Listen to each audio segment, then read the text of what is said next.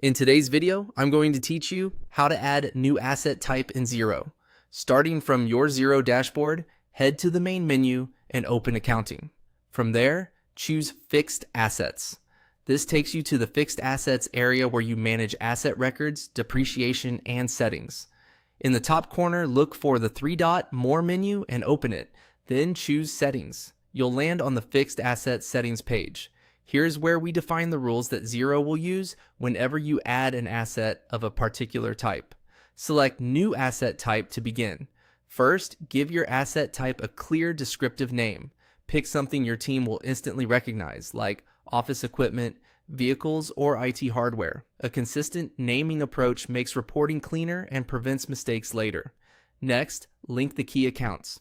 For the asset account, select office equipment as an example. This is the balance sheet account that will hold the cost of the assets you purchase under this type. Then choose the accumulated depreciation account. For example, less accumulated depreciation on office equipment. This account tracks the total depreciation taken to date. Finally, choose the depreciation expense account, such as depreciation. That's the profit and loss account that will record the periodic depreciation charges. If you can't find the exact accounts you need, check that they exist and are enabled for fixed assets in your chart of accounts, or confirm the correct mapping with your accountant. Now, choose the depreciation method. Select diminishing value in this example. With diminishing value, depreciation is calculated on the assets reducing book value each period, so the expense is higher in early years and tapers off over time. If your organization uses a different method, such as straight line, select the method that aligns with your policy and any local compliance requirements. Click into the rate field and enter the annual depreciation rate that applies to this asset type. Enter it as a percentage number without the percent sign. For example, 20 means 20% per year.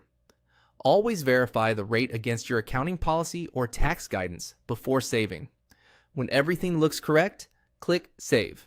Xero confirms the new asset type and adds it to your asset types list.